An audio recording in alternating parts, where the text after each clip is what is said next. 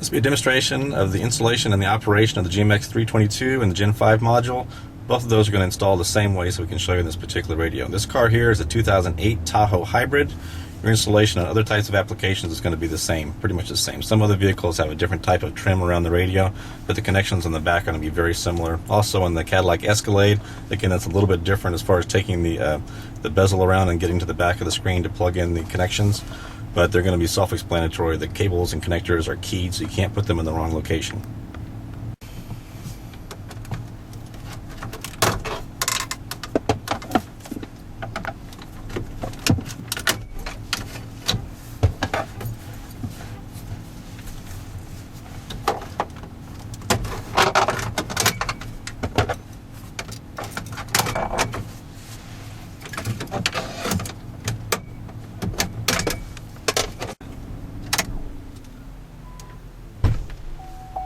Make sure the radio is off before you begin the installation.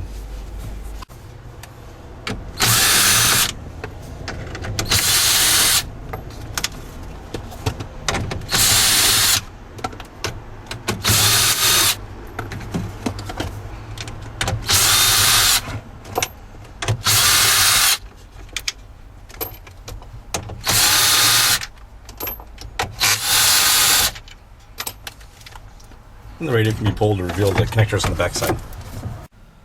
Okay, to begin the installation, you want to become familiar with the parts that are included in your kit.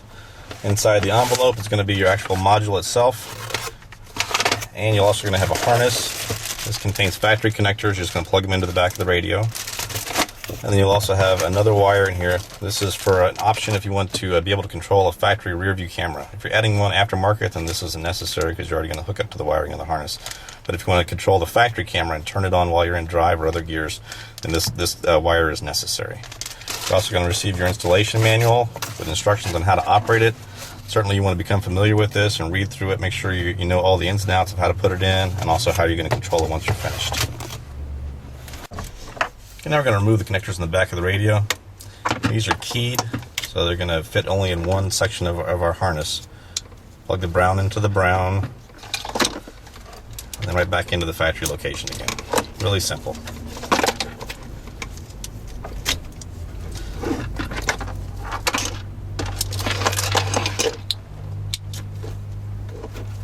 There you go.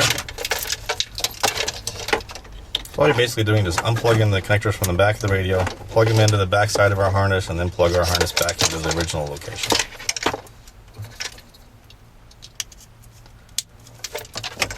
If you find you're having difficulty plugging in a connector, make sure you're not trying to plug one into the wrong side or the wrong location, something like that, so they are keyed. We're going to spend a moment and go over the wires that are included in the harness. This is for the GMX322. There's a lot of extra connections included in this. This is to help you install a Bluetooth hands-free kit, and also to install extra accessories and other things that you might want to use in your car. On the harness, you've got a blue wire here. This one's going to be for connecting to a rear view camera, or if you've already got a camera in your car, this is going to be a wire that you need to connect underneath the passenger seat or in the back of the car if you want to control that rear view camera while you're in drive. Also here you're going to get mute connections for a Bluetooth kit. You're going to get audio inputs for a Bluetooth kit. It's going to include accessory power that's going to turn on and off with the car. Also included in the harness is going to be a constant power source and a ground source. All these are to make it really, really easy to hook up extra accessories in your vehicle. These are not to be hooked into the vehicle wiring or tapped into anything that's already in the car. The GMX322 and the GEN5 are all plug and play. You're just going to plug them directly in. You don't need any extra connections to make this work. These are just extra bonus pieces for you to use when you're connecting aftermarket things. Also included on the harness is going to be another video connector.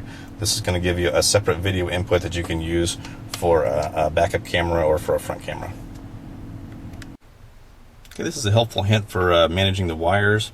As you plug them into the back of the radio and you're putting the radio back into position, what you want to do is take, on the Tahoe versions like this, is you want to take that cable and run it back behind. There's a little bar underneath here. I can show you. I'm going to point to it. Right here. This little bar that's just underneath the radio. Go ahead and go behind that and then come up underneath it and pull your cable out. And that gives you an easy connection to plug in the module itself. On the Escalades, it's pretty much the same fashion. You're going to have a little bar that's underneath the screen and radio, and you're going to run the cable behind that and then come up underneath it on the other side. And that tucks the connectors nicely behind the radio, makes it easy to put it back into location and gives you a way to get to the module and then manage it after you've got it plugged in. And finish by plugging in the module. On the GMX322, you've also got extra connections that are on this module itself. These are going to be for audio and video inputs. The GEN5 module doesn't include this. It's more of an override piece. The GMX322 is a full multimedia piece with audio and video inputs, 2 sets of them. Okay, after making your multimedia connections, whatever, you're just going to slide it underneath the radio.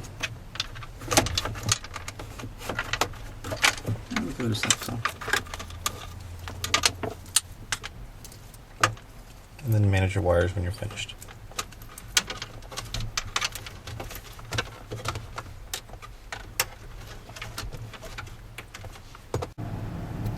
After you've installed the interface and plugged in all the connectors, you want to give it a quick test before you reassemble the dash. We're going to go through the operation of this, and the GMX322 and the GEN5 are going to operate basically the same way. We're going to use the steering wheel controls on the mute button, and also on the door itself there's a window lockout button that we're going to press repeatedly to do the different functions of this. This differs from the GMX320 and the GEN4 models, so this is a new operation system. Okay, we're going to begin the demo by placing the vehicle into drive. This is a standard screen you would see when the DVD play has been locked out. We're going to press the mute button on the steering wheel 4 times. You'll hear a beep, and that'll let you know that you were successful in your button presses. And then it'll switch over and show you the full DVD, and this will work while in motion. You can turn this function off by pressing the steering wheel button 2 times. You'll hear 2 beeps. That'll let you know that you were successful in turning off the function. Another feature standard on the GMX322 and the GEN5 is the ability to input addresses while you're in motion. This also includes other features that might be blocked, including OnStar dialing, XM category scrolling, text, all these things that might be blocked while the vehicle is moving. The GMX322 and the GEN5 can allow that operation. I'll go ahead and demonstrate that. If I was going to put in an address or something, push the destination screen, bring up address entry, whenever I'm moving, that's going to be blocked out. To enable it, what we're going to do is take the mute button on the steering wheel, press it just 2 times. You'll hear an audible beep that'll let you know that you were successful, and also the screen will open up and ungray, so then you can go ahead and type in your address. If you want to shut that feature off and return back to regular active map tracking, we press the button 2 times again. And you hear 2 beeps. That lets you know that you were successful in turning off the unlocking process. That differs from when you're putting in or viewing DVDs while in motion. You're going to press the mute button 4 times to allow that, and then 2 times to turn it back off.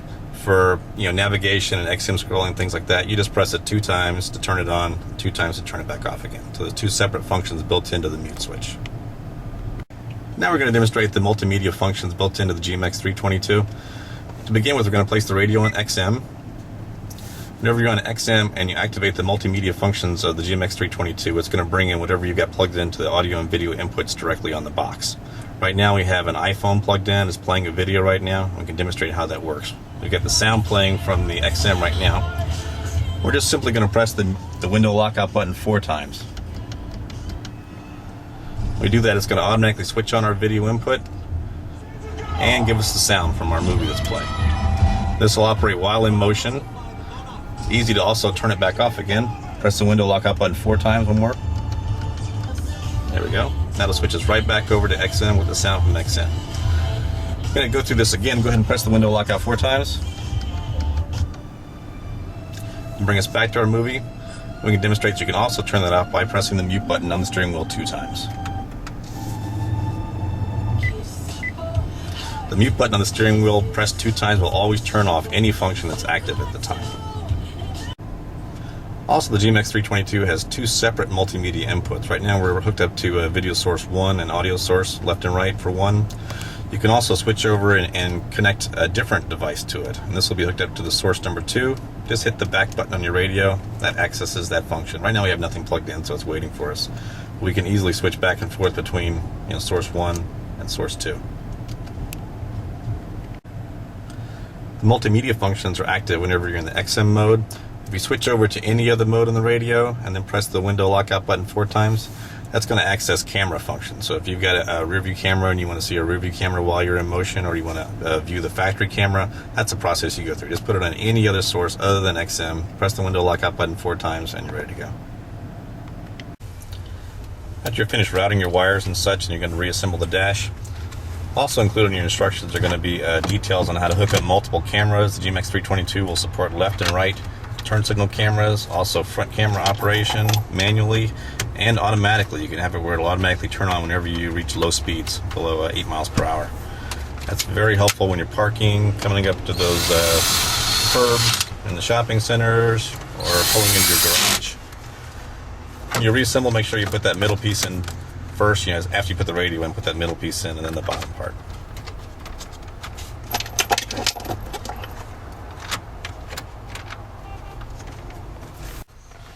Okay, all the screws in place. You're just going to snap the panel back on.